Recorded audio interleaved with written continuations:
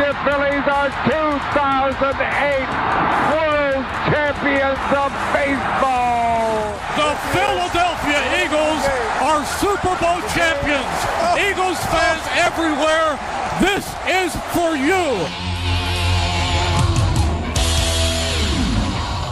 Now entering the game for Philly Press Box Radio, Bill Furman and Jim Chet Chesko. It's Wednesday, May 31st, 2023. Welcome to the Philly Press Box Radio Roundtable, brought to you by the Irish Rover Station House in Langhorne, PA. Allstate Insurance in Westchester, PA. Cavs, Philly Tailgates, and the Edge of Philly Sports Network. I'm Bill Furman. I'll be your host tonight, along with my partner, Jim Chet Chesko. And hey, Chet, the Sixers have a new head coach on board in Nick Nurse. The Phillies continue the average sitting in fourth place in the NL East. DeAndre Hopkins is a free agent, bringing a lot of buzz from Eagles fans to add him to the offensive arsenal. And we're going to talk Phillies, fun and games. As always, plenty to talk about. Yeah, Bill, the Phillies are really still struggling. They're trying to find their way, I guess. You know, we talked a lot about the Sixers the last couple of weeks, and we'll talk more tonight now that they've hired a new coach. But, well, the postseason certainly ended in disappointing fashion yet again. I'm surprised how many people have really given up all hope on the 76ers. I mean, I get it. I know it's disappointing. I know they've soured on Harden and even Embiid to an extent, but boy, there's no optimism at all now that even a new coach is going to be able to turn this franchise back around again. Well, we're going to get to that because maybe we'll try a little educational process on this Nick Nurse that I don't know if people want to just think his name's funny or what. This guy's got quite a resume, and we're going to touch on it here shortly. Yes, we are, Bill. All right. Well, hey, we have great guests joining us tonight to talk Phillies and fun and games. The Phillies director of fun and games, John Brazer. He'll be back on Philly Press Box Radio a little bit later. Still the coolest title of anybody I know, Chet. John is a fun guy, as his title might imply. And the Phillies have lots of cool promotions on the schedule this summer. So we'll talk with John about that, as well as about, the Phillies in general, their ups and downs. All right. Well, hey, let's start out with the big news over the weekend that the Sixers have hired Nick Nurse as its head coach. Chet, Nick brings a very interesting resume from the European leagues to the D leagues, the NBA, but everywhere he's been, there's one common denominator. He wins. Yeah, his only NBA coaching gig actually was with the Toronto Raptors. He was there 5 years as an assistant and then 5 years as their head coach. Of course, they fired him this April.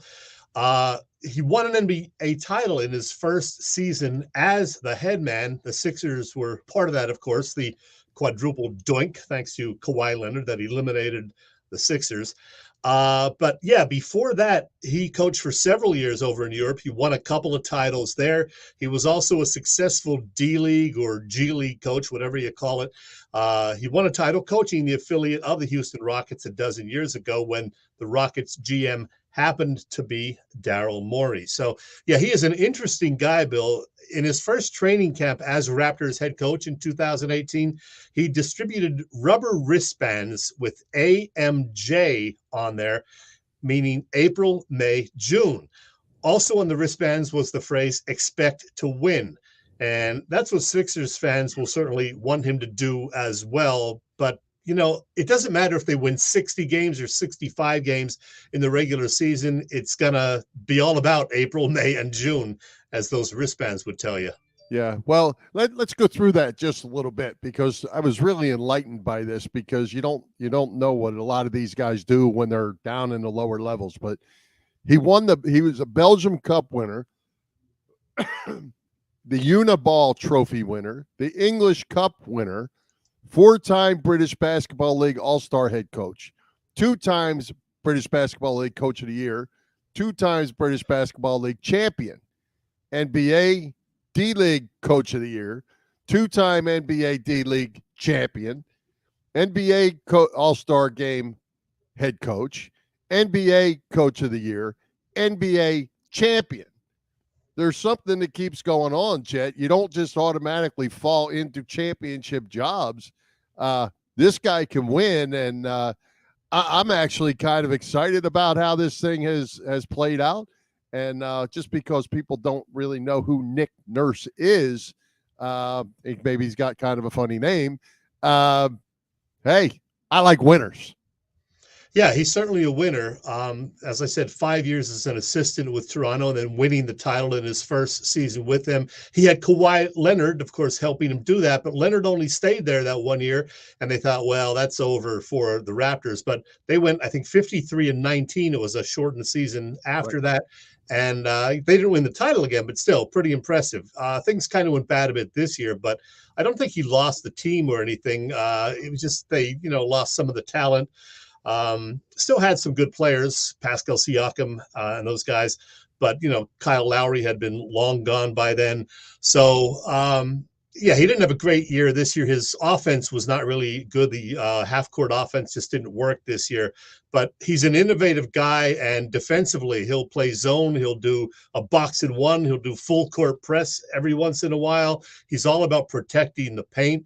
So, you'll have a guy who's going to focus on defense. One criticism, though, he's a guy who leaves the starters in there a long time, a lot of minutes. Now, he didn't do that with Kawhi. He did the load management thing with Kawhi, but since then, he's been a guy who plays his starters, 35, 38, 40 minutes, a lot of nights, and isn't a big load management guy anymore. So we'll see how that works out.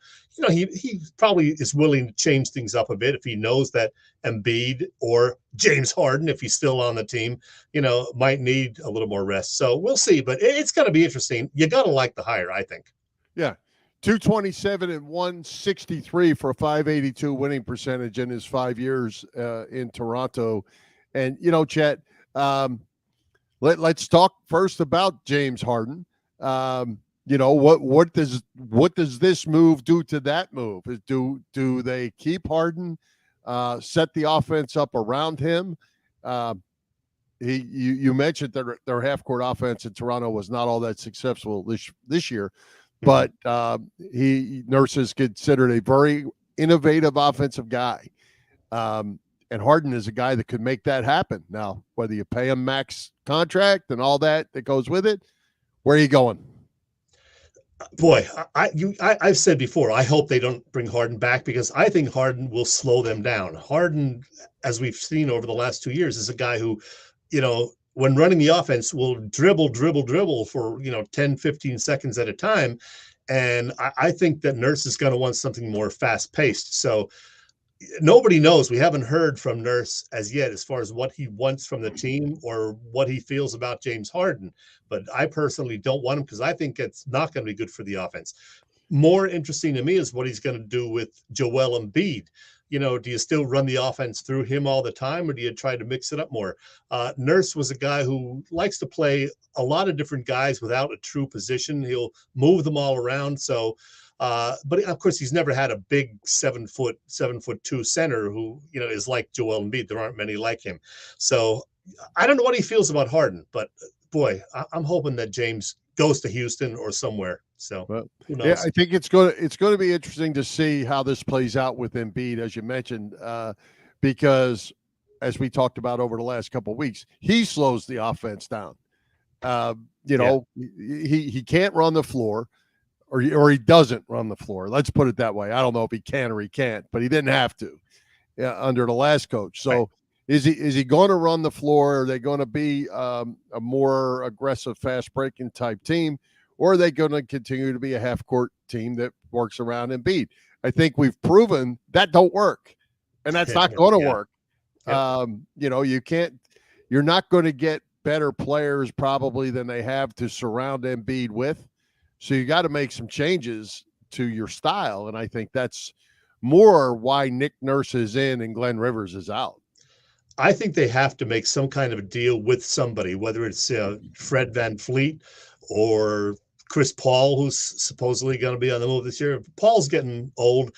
VanVleet is 29, so that's a great age, but he's only 6 foot tall. So you bring him and you keep Maxey, you got two small guards, and I don't know if that's going to cut it. So who knows? But Joel Embiid has had a little history with Coach Nurse. You see Nurse glaring at him there. They went back and forth at each other a few times. After the one game last year in the playoffs, Embiid famously said he's got to stop bitching because he was complaining about Embiid getting so many calls. But hey, star players do that. And the good thing to know is that Embiid was consulted on this hiring and he signed off on it. You know, some of that stuff happens. You put that under the bridge. That's no big deal. So I'm not worried about that. I think Nurse will be excited to see what he can do with Joel Embiid, but who's going to be around him? We don't know. You know, there's a bunch of free agents out there. There's a bunch of free agents on the Sixers. We don't know if, you know, George Niang's going to be back. PJ Tucker, I believe, will be back for one more year. Maxey, of course, will be here unless he's involved in some blockbuster trade. But boy, it's going to be an interesting next month or two. Well, and what do you do with Tobias Harris? You're going to try to package him up in his massive contract. Can they get anything for him? You know, with the contract that he's got, can they get anything for him to really help them? And one step further, you mentioned it with Niang, but the rest of the bench, I mean, they got to build depth somehow. I don't know that they have enough resources to build 8-9 men deep. I think DeAnthony Melton had a good year. He can be a starter or come off the bench. Niang, I believe, is a free agent, so we don't know if he'll be back. Josh McDaniels didn't get to play. Is that his name, Josh McDaniels? He didn't play a whole lot in the playoffs. He's a coach. Yeah, he's the football coach. The guy I'm thinking of came off the bench for the Sixers. Looked okay at times and then not so good.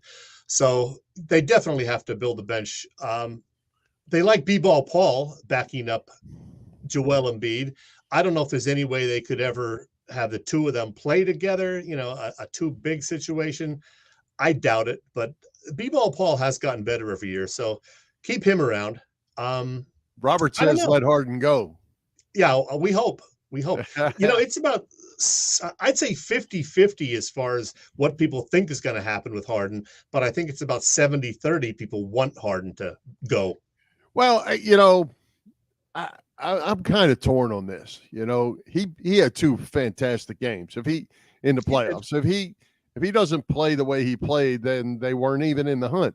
He had a good season overall. Somebody had to get the kick in the teeth because they lost this series. Harden seemed to be the guy, and Glenn Rivers seemed to be the guy. Embiid got some of it, as he should, but Embiid is off the hook. Harden is now taking all the heat now that the initial shock is over. I'm not sure that's all correct, that's how it should all be played out. Yeah, I don't know. I mean, Harden was awful in the latter part of Game 6 and in Game 7. Embiid wasn't a whole lot better, granted, and he wasn't any better. Beating, but I don't not too many people want to see Embiid go. Yeah. I mean, there was some scuttlebutt about Embiid possibly being a trade target of the Knicks or some other teams. I would think the Sixers would listen to offers, but unless they're blown away, Embiid's not going anywhere. Oh, no. And I wouldn't have a problem if they traded him, honestly, but you got to get value. I mean, you can't trade him for, 3 second-round picks. I mean, you got to get the best player in the draft, and another for, whatever. You got to get high value, but I'm sticking to it until I see how Nick Nurse can make things happen.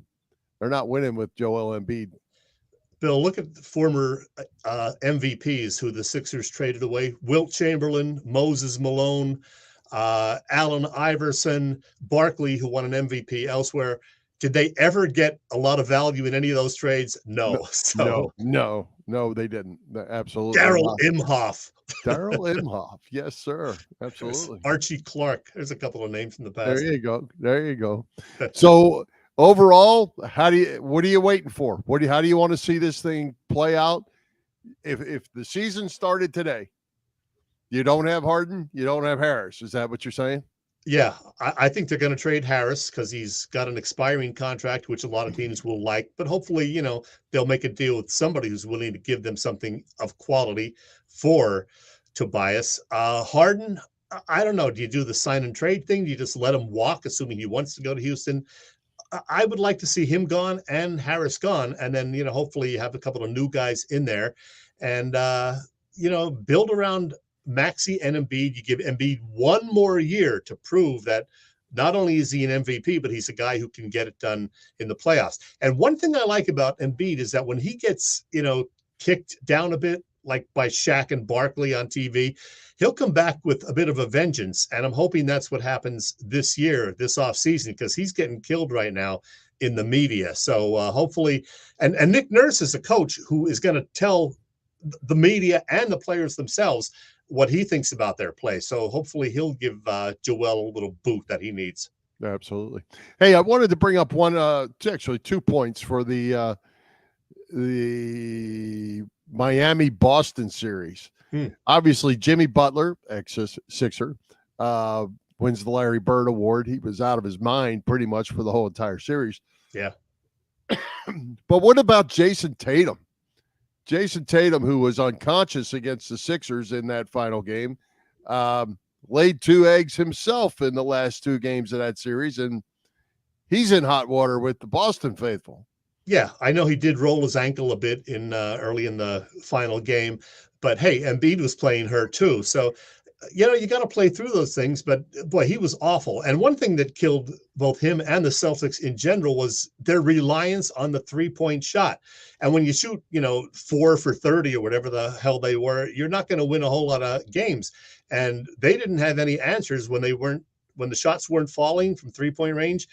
They didn't have any backup plan, it seemed. They just kept firing and mostly missing. And that we've been back through this a whole bunch of times. That's my problem with the NBA as a whole. Yeah. That's the game. You stand at the arc, put one guy down low, and 4 guys stand and watch. And, it's if you're on, you're on. If you're not, it's over. Yeah, and the Sixers were actually one of the best, if not the best, 3-point shooting teams in the league this year. So that's something they've improved on over the last few years. And they're probably going to need to stay doing that, but also be able to mix it up because, like I said, Nurse, I think, wants to do kind of a fast-paced game, which you would hope would lead to more fast breaks because, as we said, his half-court offense wasn't all that great this year in Toronto. Yeah. Well, it will be fun to watch. I'd like to see the big 7-footer get down in the paint a little more and dominate than stand at the arc and throw up 3-pointer. And I guess maybe it's not fair with the whole Embiid thing. I mean, the guy won the MVP and he averaged 30-some points a game. But being an old-fashioned guy, man, get down there and grind. Don't stand out there and shoot threes. Be the dominant player. Don't be the highest scoring player. And he did not have a great, second round playoff series. He had 1 or 2 good games after coming back. But like I said, he and Harden both faltered when they really needed them most. So it's going to be a huge year for Embiid next year because if it happens again, people are definitely going to want him out of town. We don't even know, by the way, when Nurse is meeting with the media. You would assume would be tomorrow because, the deal was allegedly consummated yesterday. So, let's get this going and see what he has to say about the 76ers of next season. Well, I'll just leave it with this. I'm excited that they got a guy in here who's got a resume full of wins, and wins the final championship games, not just winning records, wins championships. That's what I'm here for. Yeah, and, we did this whole thing without making any Doc and Nurse jokes. So kudos to us. No, if we did that, that would have been malpractice, Bill. Stop it. Stop it now. Oh, my goodness. All right. Hey, spring is here. Summer's almost here. It's time for you to save some money with Allstate's pay-as-you-go auto insurance. Yeah, Bill, you got that right. Allstate's pay-as-you-go auto insurance puts you in control. You only pay for the miles you drive with the same full coverage that a traditional policy offers. Pay-per-mile insurance gives customers greater control of their insurance costs. See how much you can save with pay-per-mile car insurance by calling your local agent in Westchester, Pennsylvania. That is Dave Lavoie. And by the way, in addition to auto insurance, Dave's Allstate office also offers home and renters insurance, life insurance, business insurance, and more. Allstate in Westchester. Call Dave Lavoie at 610-430-0700. Again, 610-430-0700. All right. Well, hey, Chet, as we said, summer is here. So tell us, what's going on at the Irish Rover Station House, because they always have it going on all year. But All also the time, Bill. Yep. Always a good reason to visit the Irish Rover Station House in Langhorne. The Rover, as usual, has killer burger Thursdays, great dinner specials Thursday through Sunday, usually. Always 24 beers on tap. And remember to mark your calendars. The Irish Rover's legendary Father's Day car show is fast approaching. It is Sunday, June 18th. I was there last year and about 4 years ago, and it is a great time. Very cool event. Lots of classic cars out there. That is 9 a.m. to 2 p.m. on Father's Day, the 18th of June. The Irish Rover Station House is on Bellevue Avenue in Langhorne, and you can get more details on their website. That, of course, irishroverstationhouse.com.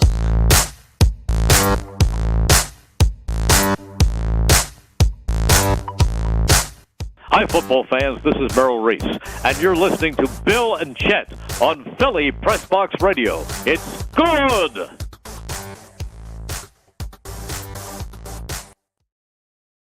Yes, it is. Well, hey, Chet, due to scheduling conflict, Phillies Director of Fun and Games, John Brazer, couldn't join us live tonight due to having to work, things people have to do. But you got a chance to visit with him just this afternoon. John always has so much going on, and he's always fun. Yeah, he's a busy guy with his Phillies duties and various charity events. But while he had to switch things around, he couldn't join us live, as you said. He was able to squeeze us into his schedule earlier today. In fact, it was mid-morning, so I had to do it from home, my dining room. And we had a really good chat. We covered a lot of ground, John Brazer and I.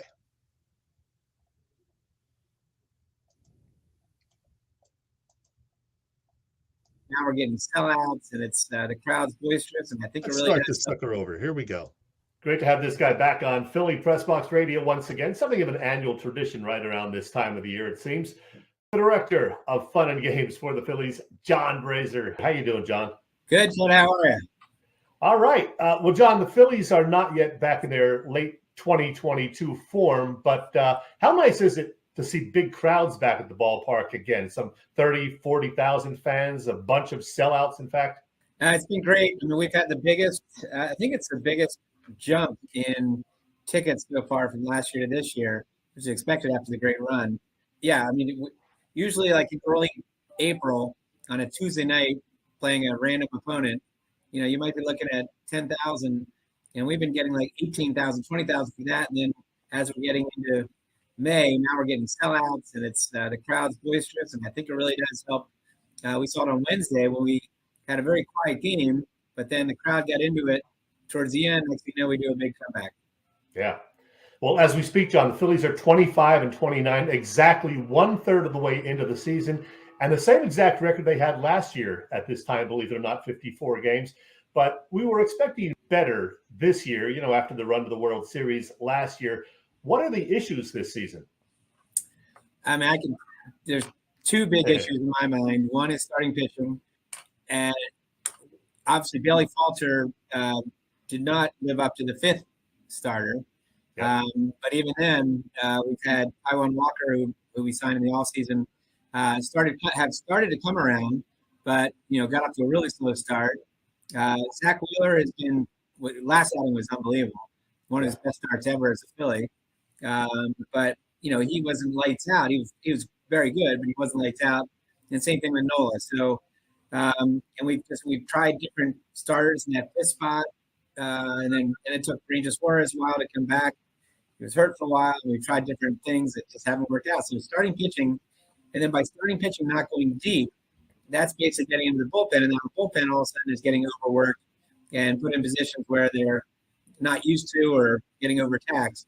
And then on the hitting side, it's funny. We're getting hits for the most part. I mean, obviously, we're taping this on Wednesday, and we didn't even get a runner to second base last night. We're getting hits. We're just not getting hits and runners in scoring position, and that's a big problem. I know you look at the back of Trey Turner's baseball card. He's a lot better than what the back of his baseball card shows. We know Kyle Schwarber heats up in one day, right? Because we're going to turn into June pretty soon. So I'm confident this team will do it. Just right now, we're just not hitting in the times we need to hit. Yeah, the starting pitching is my biggest concern. I believe they're 1-9 in games started by Bailey Falter and those other number 5 starters or openers. They really need another quality arm, if you ask me. But Dave Dombrowski sounds like he's not ready to do it because everybody's asking just so much right now. Well, I think right now everyone's in the playoffs, right? Well, not in the playoffs, but everyone's in the hunt. Nobody's kind of at that point where they're giving up. Nobody wants to give up young players or players that obviously we would covet. So it's not the best time to trade. There are trades that can be made.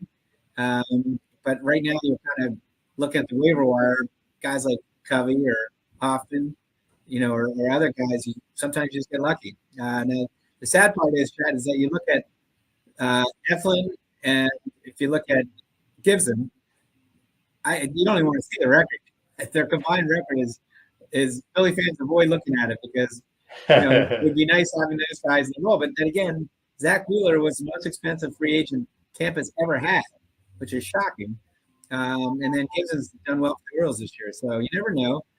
And they would have been expensive because they're both free agents. So we'll see.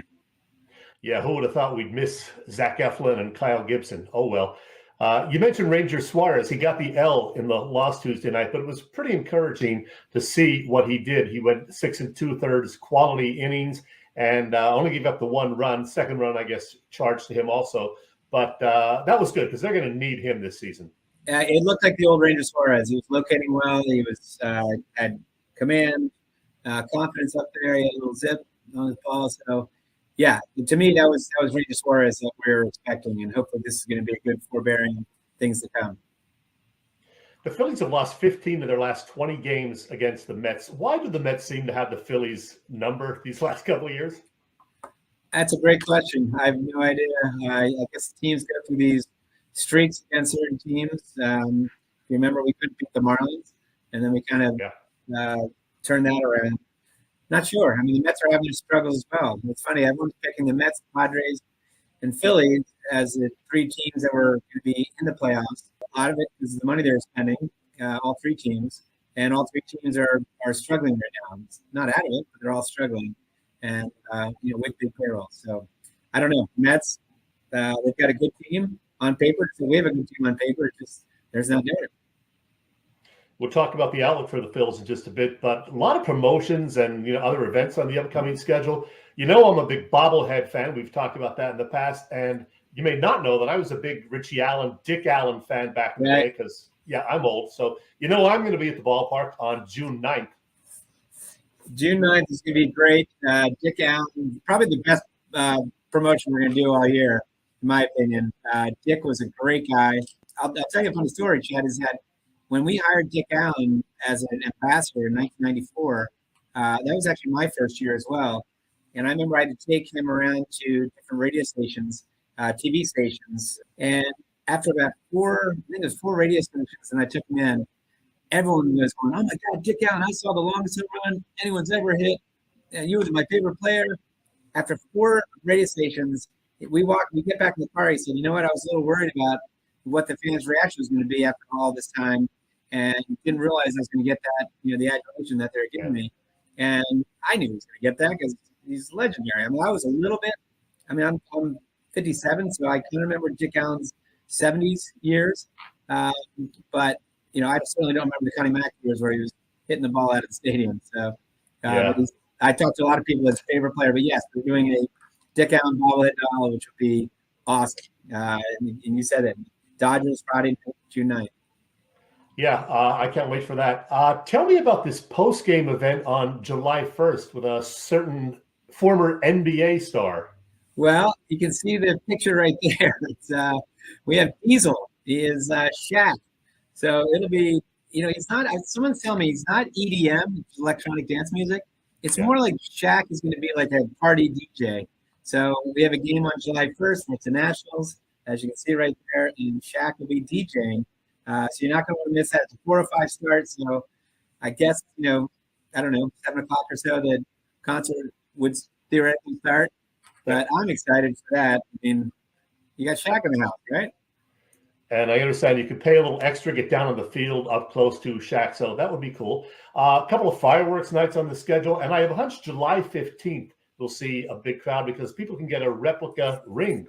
Bryce Harper replica NL ring, correct? Yeah, we've done this before, and it was a huge hit, so we're going to do it again. But you're right. We are doing the replica ring, which is going to be awesome. I can't wait. We haven't gotten our rings yet, so I'm very excited for that. People can pretend like they were on the 2022 Phillies. Yeah, that's very cool. Of course, August brings the annual Wall of Fame weekend. There'll be 3 inductees this year, 2 of them posthumously. What do you know about John Quinn and Ruley Carpenter? Well, John Quinn was one of the longest tenured general managers, and I think what he was known for was acquiring, whether it's through draft, trade, or free agent. He's the one responsible, basically building that foundation of Mike Schmidt and Bob Boone and Steve Carlton, all the great players, Larry Boa, all the players that came through that time that got us to the 70s and then obviously the World Championship in 1980. So that's John Quinn. Ruley Carpenter was, obviously the very beloved owner for the Phillies way back then. And again, he's kind of responsible for hiring both John Quinn and then Paul Owens, and Dallas Green, and being the owner presiding over that great run in the 70s and early 80s. And then Scott Rolen. Scott and I were actually good buddies, still are good buddies. He's going to the Hall of Fame. I know his selection is going to be, might not sit well with some Phillies fans the way it ended. I like to think that if Scott Rolen, I always tell people it's just kind of the circumstance. He was playing in an era when he and Schill were the 2 stars, and it's tough when he's that young player. He's, and the weight is on him as far as for marketing purposes and for the baseball end that they're relying on. A young player like that, along with Kurt Schilling, puts a lot of pressure on somebody, and we didn't really build around him very well. So he wasn't in the greatest of eras, playing at the vet, and again, it's unfortunate how it all worked out. He did want to get out of Philadelphia, but I do think when he's talking about going into the Hall of Fame, I think he looks back and says, "Yeah, I needed that tough love from Vuk. I needed that tough love from Boa. I needed to learn how to play the game like I did through the Phillies, in order for me to reach the potential he achieved to make the Hall of Fame." Yeah, he's going into the Baseball Hall of Fame in July, but a lot of Phillies fans, as you indicated, are not really excited about this selection, adding him to the Phillies wall. I don't get it. I mean, yeah, he did want to get out of town, but he also put up, 6.5, 7 years of pretty great numbers, hit 282, 150 homers, multiple Gold Gloves. So come on, give the guy a break. Right. Numbers-wise, he definitely deserves to get in Wall of Fame. Yeah. And again, it's tough what happened, but I don't know. I'm sure he would probably look back and say, "I wish I could do things differently." Hey, John, I do catch your podcast once in a while. I love the recent episode with James Seltzer and Jack Fritz, the High Hopes guys, 2 of my pals also. We've had them on our show several times. The podcast, of course, Backstage with Burgoyne and Brazer. You guys seem to have a lot of fun doing that. Well, it helps that you have a great relationship with your partners. So I've worked with Tom Burgoyne for 30 years. We're the same age, with the same silly sense of humor. And we are not, as you probably know, listening to the podcast, we're not exactly the X and O's guys. We like to interview people about their life and go through their biography and keep it light and simple, have some fun with it. We know most of our guests, whether it's Charlie Manuel, whether it's Milt Thompson. And you know what? We find a lot of great things through these interviews. I'm sure you do too. It's a lot of fun getting to know these guys, finding different information out, but it does help to have a great partner, and we have a great time doing it. Well, John, I got to get your prediction. As we said, the Phillies are 25-29, same record, 54 games in as they were last year. We know how last year turned out. What do you think? Are they back in the postseason? Are they going to make a deep run again this year? Well, I think it helps that obviously there's that third wild card. I guess the Mets could come back to what they should be. Same thing with the Padres. Same thing with us. I think there's, it's a long season. We're 1/3 of the way over, and it did not go well. No. It hadn't been great. It's got to get better. You got June. Again, Kyle Schwarber is going to see that it's now June, and that's when he heats up. Trey Turner has to be, better than he has the first 2 months. So I'm expecting big things out of Trey. We might get Derek Hall back, although I think, Cody Clemens has done a good job at first. But I think everyone can play better, especially our starting pitching can get better. And we're seeing signs of Ranger Suarez last night, Zach Wheeler's last night, Noel's, coming around. We just got to figure out that. And again, Taiwan Walker seems like he's coming around. So if we can stabilize that starting rotation, get a fifth guy, whether it's through trade or whether it's somebody stepping up, whether it's a Sanchez or Bailey Falter comes back, or I don't know what we're going to do. Maybe Strom comes back into the rotation. But I think he really does like Strom in the bullpen. Gives you a lot of options there. I think it's only upside because it can't get worse than we've had it. Should be fun. Well, speaking of fun, the director of fun and games for the Phillies, John Brazer. Thanks, John. All right. Thanks, Jeff. Appreciate it. Always fun talking to John, Chet. It is. John is awesome.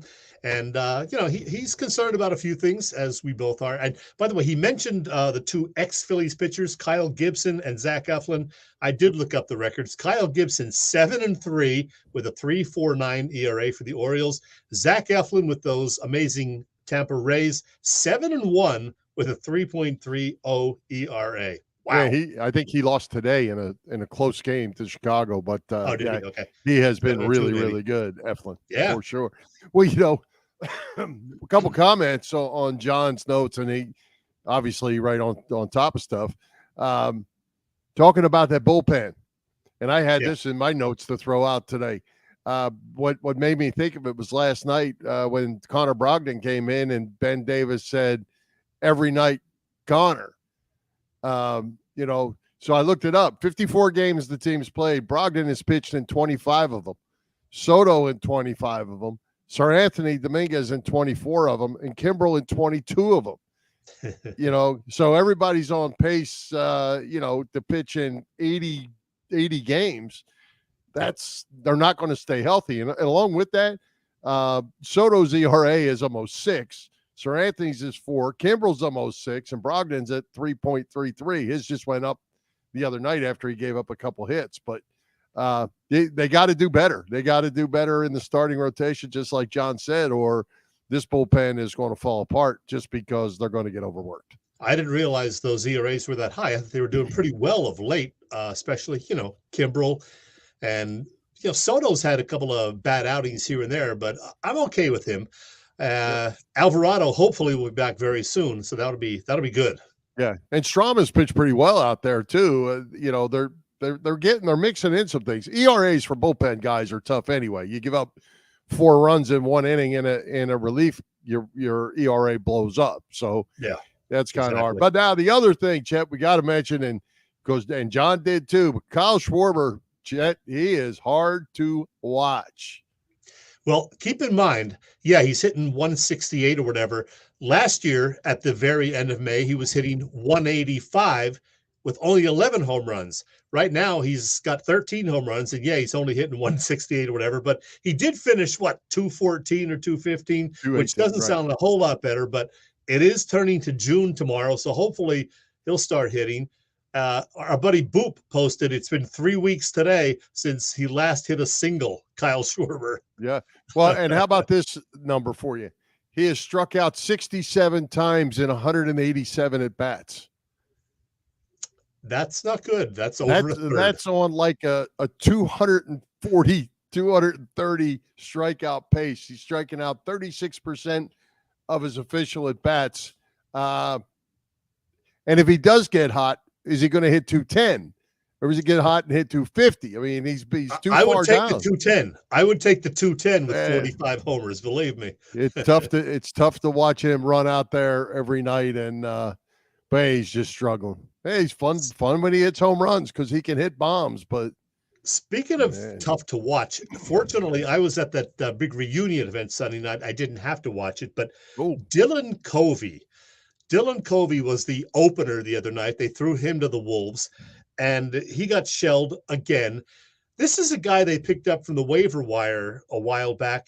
His career record, Bill, is 6 wins and 30 losses with an ERA of 6.60. I think we've seen enough Dylan Covey. Get out of here. Well, let me tell you, because you were at an event, you didn't probably get to hear the game.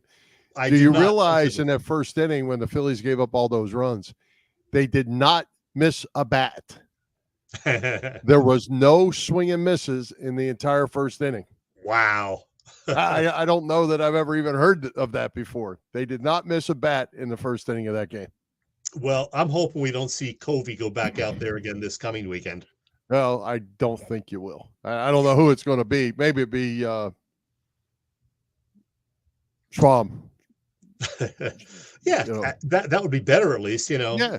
No, he actually pitched pretty good when he was in the rotation. I kind of thought maybe they would leave him in there. I'm it's ready just for the him. whole things that he hasn't pitched more than 45 or 50 innings in many, many years. So his arm isn't up to that, they say. But yeah, if you're going to go with an opener, go with him for 3 innings rather than Dylan Covey, please. That's right. All right, Chet, let's give a shout out to all the shows at the edge of Philly Sports Network this week. The Sixers news, the Phillies, NFL hot topics, on-site coverage of the NCAA lacrosse championships at the Link, and a whole lot more. You can catch all the action on www.eopsports.com as well as Edge of Philly Sports on YouTube. You can also find our show on Philly Press Box Radio YouTube channel. Help us out by hitting those subscribe, follow, and like buttons. And as always, share with your family and friends. It's good to share, Bill. It's always good to share. Absolutely. Hey, Chet, DeAndre Hopkins is on the market. Does Howie Roseman have another summer rabbit up his sleeve? I just had to ask. Hopkins is really good. He's made it clear he wants to play with Jalen Hurts and the Eagles. Do you take a flyer, put him in the slot? Now all of a sudden you got Pro Bowlers at every receiver position. I'm going to say this, Bill. There's about a 2% chance that DeAndre Hopkins is an Eagle this fall. 2%. Mark that down. Remind me that I said it, especially if I'm wrong. I can take it. It is extremely unlikely. The Eagles have 2 number 1 receivers in Devontae Smith and A.J. Brown. Hopkins is not a slot receiver. He also wants to get paid. He wants a big contract. Eagles ain't going to be able to do that. There's only one ball to be thrown when the team is on offense. Again, not happening. It would be nice. It'd be nice to have, the ability to throw him out there with these other young stars, in the case of Smith, and an established star in A.J. Brown. But no shot. No shot. No shot. 2%. 2%. We'll mark that down because you know what? You just never know how he might have up his sleeve. Do you think they should go after him? Well, you can't give too much up, but hey, more weapons the better. I mean, if you can add a weapon, the whole thing about getting paid, everybody wants to get paid. Of but course. You know what? Everybody wants to win a championship. And if he's a piece that can help them win a championship and he's willing to be a team player, I'm good. Sign anybody if they want to. What I don't want to see him is wearing a star on his helmet. I can tell you that. Yeah, I agree with you there. Now, speaking of guys who want to get paid, now I haven't heard any gripes from this guy, but there's speculation Hassan Reddick might want to get paid a little more than he's getting paid because, he got what's considered now to be a bargain contract from the Eagles when he signed last offseason, had a great Pro Bowl year. He's probably very much underpaid now. Do you think there's any chance that Hassan Reddick is going to say, hey, I want more money or you're not going to see me in camp? Oh, yeah, absolutely. Why would he not? If he can use it as a bargaining chip, probably had his peak season. He's probably not having a season that good again. So if he can get a raise, I'm all for him getting a raise. Well, if he takes that route, let's hope it doesn't go the way the Terrell Owens thing did. Because nothing goes that way. Good. That was maybe one of the worst. Well, no, we've seen some bad things recently for those guys in the tank tops. That number 25 guy. So I was going to say it wouldn't go as bad as anything else, but it could go as bad as that, I guess. All right. Yeah, not a whole lot happening with the Eagles these days, but if I'm not mistaken, and they haven't officially announced it, I think the single game tickets go on sale next week. So I'm going to try to jump in there Tuesday morning or Wednesday morning or whenever it is and get a game or two, Find out. So we'll know what games they're going to lose or the ones you're going to go to. Good. Let us know. I'll keep you posted so you can make your wagers. So, hey, Tell us what's going on with Bob Cavanaugh and the gang at Cavs Phillies tailgates.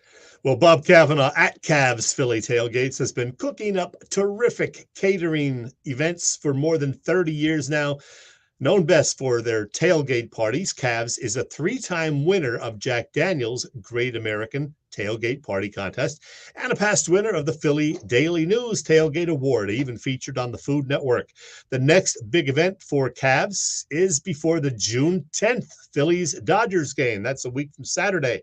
Check out the menu for that one. Lots of good stuff, as you can see. Cavs also does corporate events, graduation parties, you name it. Cavs Philly Tailgates is the way to go. If you need more info, email them at cavscatering@verizon.net or check the website, phillytailgates.com. And as you know, Cavs does the catering for Philly sports trips. Vince and company there has some amazing trips planned for the spring and summer. There's just a partial list of that's the full list of the Eagles schedule because they're doing all of those Eagles games. Know that Philly Sports Trips is putting the finishing touches now on all of the road games. There are also home tailgates in the work for all the games at the link. Get all the details at phillysportstrips.com. All right. Hey, Chet, great guest tonight in John Brazer, as always. Who's coming to Philly Press Box Radio next week? Well, Bill, you might want to take next week off. I was thinking about it, actually. I'm not sure how you feel about this guy, but I got talking to this gentleman recently, and I thought he'd be a great get for our show, a first-time guest. Some people love him, some people not so much. He's had a long career in Philly radio. He currently does a weekly podcast on the Bet Rivers Network. He's also part of Jacob Media's Eagles postgame show. That'll be back for a second season this fall. Of course, I'm talking about my fellow Penn State alum, Mike Missanelli. Yes, he will be joining us. And if all goes well, it will be live, Bill, at 7 p.m. You, me, and Mikey Miss on Philly. That'll be great. Radio. Looking forward to it. That's a good get. Absolutely. Yeah. I talked to him at the Dalton event a couple of weeks back. He said he'd be glad to do it. I gave him a few options, and we settled on next week. He says he should be able to do it live. So that's going to be a good time, Bill. That will be fun. And of course, the Philly teams will give us plenty to talk about between now and then. That's for sure. Yeah. And he does this podcast I mentioned. He likes the Nick Nurse hire, but like all of us, he has questions about how it's going to work out with Embiid. Whether Harden will be back, who knows? But he likes the hire, so that's good to know. All right. Looking forward to it. Hey, we're going to talk Tommy and me, but before we do, Chet, I got a tidbit. I got a tidbit. You know how we talk about, it's early in the season. That game doesn't matter. They can come back. It's just a game, blah, blah, blah. That all goes on. I'm going to actually read this so I get it right. I have to credit John Borick. John posted this on Facebook, and I thought it was tremendous. All right, so I'm going to read this to you. If the Florida Panthers win the Cup, the April 11th game between the Pittsburgh Penguins and the Chicago Blackhawks may go down as the most influential game in NHL history. Regardless, it probably already is.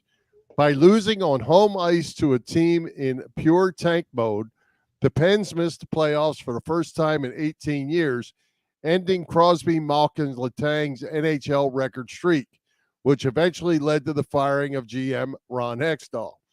Pittsburgh loss also propelled the Panthers into the postseason, snatching the final spot in the Eastern Conference. The Panthers weren't going to make the playoffs.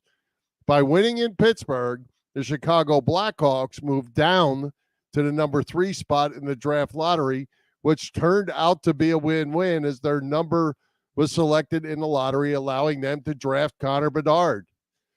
Had the Hawks lost that game in regulation, the Columbus Blue Jackets would have had the right to Bedard. One game of 2 non-playoff teams, one unexpected outcome has changed the hockey world forever. Yeah, ain't that the truth? How about that? The Panthers aren't going to make the playoffs. Now they doggone might win the Stanley Cup to start with. Hextall gets fired. Bedard's a Blackhawk. Yeah.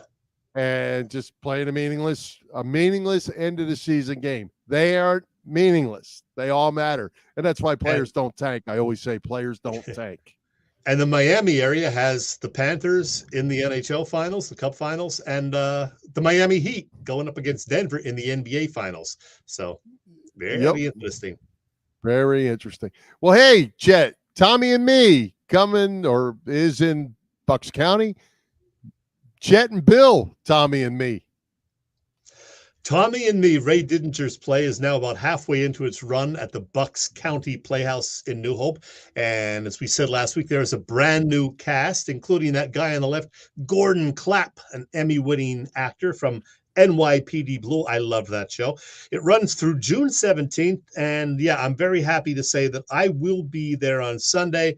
And Bill, is it true you're going to be there too? I am going to be there. The Philly Press Box Radio co-host will be there to see Ray Didinger's play. We've both seen it before. You've seen it several times. I've seen it once. Yeah. Different cast. Looking forward to it. It's a great show. Different venue and all that, but really looking forward to it. It's going to be a lot of fun. I think I've seen it 3 times, but it might be 4. I'm not sure. I saw it last year in Hershey, and it was great. And now the new cast, I can't wait to see it. They made a few little production changes, so it's going to be exciting. If anybody wants to see Tommy and me, get the details at bcptheater.org. That's BCP for Bucks County Playhouse Theater, and that's ER, not RE at the end of theater.org. bcptheater.org. And by the way, if you're going anytime to see this play, keep in mind that it's tough to park in New Hope, especially on the weekends, because it's a big tourist attraction, New Hope. So give yourself plenty of time to get there, so you can find parking and get in to see Tommy and Me. You don't want to miss a minute of it. It is great to see. Yep, and looking forward to seeing Ray. I do want to ask you, Chet, are they doing the or do you know? Are they doing the little sit-down question and answer thing afterwards with the cast like they did in the past? They're doing it at some of the shows, but I don't think they're doing it at all of the shows. And as of a couple of days ago, there was not one scheduled for the post-Sunday show. Ah, darn. Yeah. Yeah, Herb McGee, the Hall of Fame basketball coach, was there the night that in Wilmington when I saw it down in Delaware a couple years back. He was very good. I remember the first time I saw it, Angelo Cataldi was the guest host, so that was pretty cool. And I've seen some of Tommy McDonald's family there among the times I saw it. So, always somebody different. Glenn Macnow has done it every year, and I know he did it, or he's doing it this week. I think it's this Thursday. Glenn Macnow's doing it. Yeah, speaking of Glenn, did you see his late post this afternoon that he made? About the most liked players? Yeah, players that nobody dislikes in Philadelphia. I did see that. Yeah, let's talk about that because we have about 1 extra second. Okay. Let me find that list real quick. Okay. I'm redoing my list, he said. People currently in Philadelphia sports who no one dislikes, and this is in order, and I'll go backwards. Nick Sirianni for the moment. Yeah. Jordan Mailata. Danny Brazer for now. Devontae and AJ. Maxey. Merlin Mike. JT Realmuto. Jalen Hurts. Good change. Bryce Harper. Good change. Brandon Graham. Lane Johnson. Fransky in LA. Jonesy. And Jason Kelsey. Yeah, that's a good list. I might have an issue with a couple of them. I think there's some people don't like Merrill and Mike, just a few. Everybody loves Fransky in LA. So, yeah, that's a pretty good list. I got Jonesy's way too high. Jonesy's way too. I mean, if he, as a cool guy, that's one thing. But as a hockey guy, as the team president now, I think he's putting that a little bit too high. And again, that could change too if the Flyers stink still. In 2 years, Jonesy will not be on that list anymore. Right. I'm going Kelsey easy number 1. Lane Johnson, Brandon Graham, and Bryce Harper all have to be right up there at the very top. Yeah. I didn't realize Realmuto would be that high. Oh, he's the other one. I would drop Realmuto. I don't think everybody loves him anymore because he's too inconsistent. So Good guy, very solid player, but I would take Real Muto off that list. Yeah, and Jordan Mailata, I think everybody likes Jordan Mailata. I don't know that he's up there with those guys, but it's a pretty cool list. And somebody asked, and I didn't see the response because I didn't have time to look at it, but how about the list of people nobody likes? That's a whole nother show, Bill. That might be a whole nother list. But I thought it was a cool list by Glenn to put out there, and they'll be able to throw it up. And you know who else we should add to the list, although he's not an athlete or a coach? Ray Didinger. He's semi-retired now, but I've never heard anybody say a bad word about Ray Didinger. Everybody loves Ray. Ray got mentioned in the comments quite a bit. There were several others along with that. Very good. Cool list by Glenn right there.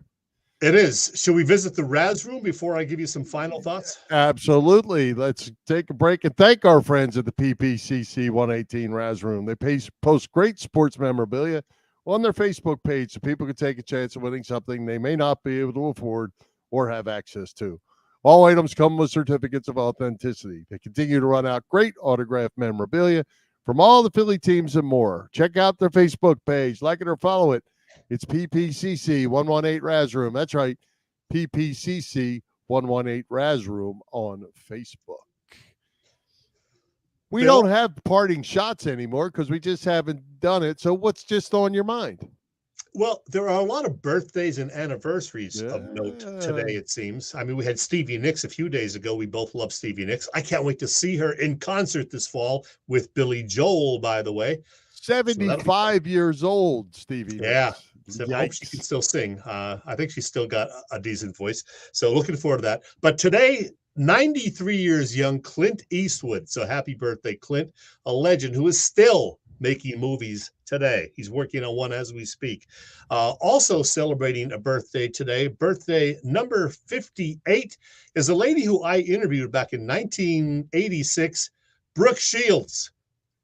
And on the right, you'll see a more recent picture of her. That was on her 52nd birthday year, 6 years ago.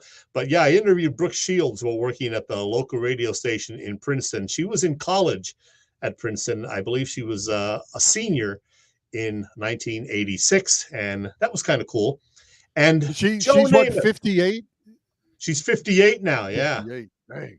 Okay. She was 52 in the picture on the right. And Joe Namath is 80 today. Superhero, Super Joe, Broadway Joe, 80 years young. How about that, Bill?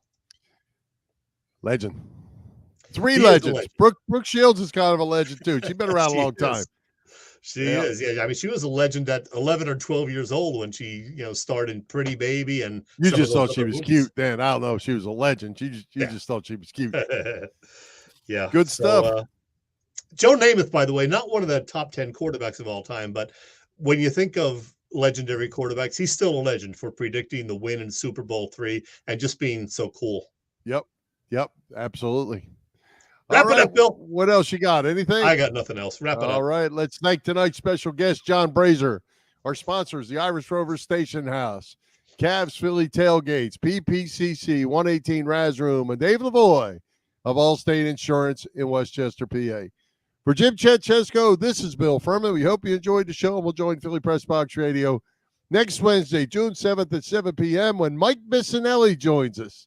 You can see us live on Facebook, listen through our website, phillypressboxradio.com, on Google Podcasts, as well as Apple Podcasts, iHeartRadio, and all the others. High hopes, Philadelphia sports fans.